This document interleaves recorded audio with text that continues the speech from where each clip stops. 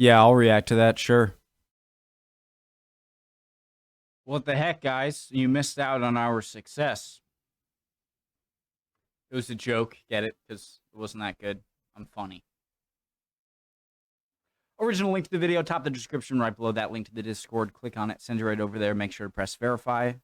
Get you right in there. Just makes it easier for me to interact with you and see your recommendations. You're part of the club no matter what. It's just, you know. Why didn't Britain fight in Vietnam? Preemptive like History Matters. Awesome channel. Been reacting to them for very long. Brusilov offensive. Yeah, I really had no idea about this. Let's find out. My name's Connor. Hi. The Vietnam War is for many an accurate microcosm of the Cold War. Both the Communist North and the not Communist South had the backing of the two ideological superpowers of the time. The South Vietnamese and the US were joined by soldiers from South Korea, Australia and New Zealand. But in this war there is one notable absence: Britain. For what it's worth, you should know that the American President Lyndon B. Johnson did try to persuade the British Prime Minister Harold Wilson to send combat troops to Vietnam. I want to memorize the Prime Ministers. The reason was to give extra legitimacy to the mission there, and Johnson even offered financial support if Britain aided the war there. In the words of Johnson's National Security Advisor, a British brigade in Vietnam would be worth $1 billion. I love how so much of American war planning and executing at a post-World War II, when we really started to be really powerful and up in everyone's business, how it's just like, our plan or strategy is like when we want something really bad, we need to go in and like make up pick some sort of plausible reason for going into a foreign country militarily, and then try and get as many people on our side as possible to make it look like everyone's doing it, and it's just kind of funny and insane.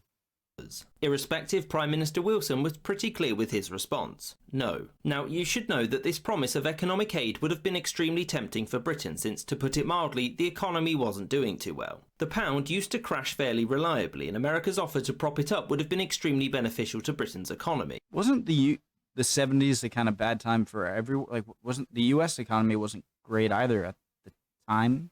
I don't know that for a fact. In fact, it was Britain's lack of money that led to it reassessing what is called its role east of Suez, which is basically whether or not Britain could afford to keep a permanent military presence in Asia. The British economy continued to be plagued with problems throughout the period of the Vietnam War, during which America's diplomats would often hint at the possibility of economic aid for troop deployment. Does this mean that Britain gave zero support whatsoever? No. Wilson made public his support at the US attempt to stop the spread of communism in Southeast Asia. Also, under US pressure, he made sure to dissuade other members of government from criticising the United States publicly. The thing was that Britain couldn't commit troops to Vietnam because the war was amongst the British public seen at best someone else's problem and at worst a war of aggression. Beyond this, Britain also very early in the war sent a team of advisors.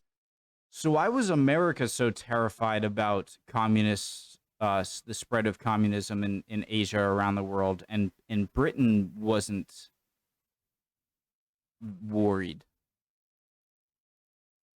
Was America just kind of too paranoid, or was Britain just less ideologically a little less insane, I guess? Commit troops to Vietnam because the war was amongst the British public seen at best someone else's problem and at worst a war of aggression. Beyond this, Britain also very early in the war sent a team of advisors to help train the US Army in how to deal with guerrilla warfare. This advice was promptly ignored. Nerd. Britain's lukewarm approach to the Vietnam War didn't do much to help US-British relations, which were made even worse by the fact that Wilson and Johnson disliked each other on a personal level. Between 1965 and 1968, US-UK relations reached a new low. Not like Was Thatcher the next, I remember when you burnt down the White House, I did not forget, or the Revolutionary War too. Who was Thatcher after that guy? Like 1776 low, but the two weren't exactly best of friends either. For example, when Wilson tried to advise Johnson on what to do next, Johnson promptly told him to send troops or shut up. Over the course of the Vietnam War, Britain would never send direct military aid, which is why it holds such little place in British public consciousness. There was never really much chance for British forces to be sent to Vietnam. This was mostly due to a combination of public dislike for the war alongside Britain's financial struggles. Couple this with decolonisation and Britain largely not knowing what its future role in the world was going to be, and it's not surprising that it chose to sit this one out. And ultimately, very few people regret Britain not taking part in the war. I hope you... Good call. You enjoyed this episode, and thank you for watching. Thank you for making. Awesome channel. History Matters. Love them. A special Well deserved, over 1 mil, almost at 1.5. Much deserved.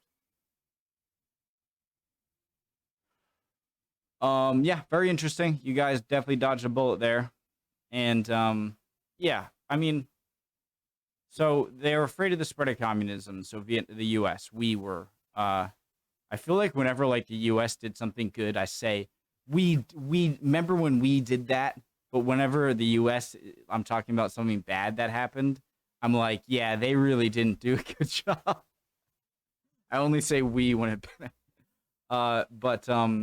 So yeah, they didn't want it to spread, and it like you should let Vietnam decide the fate of Vietnam. But then obviously there was Russian and obviously major Chinese support, right? Of probably more Chinese support than Russian, but I'm sure, or Soviet, I'm sure both. That you could say, well, they're not deciding it on their own. China and the USSR are aiding the North to defeat the South. But at the same time,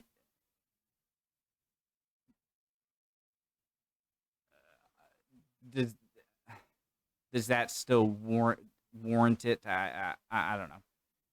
Cool video. Love y'all. Chin up. If you're doing bad, you'll be good soon. Don't worry. Trust me. Bye, guys.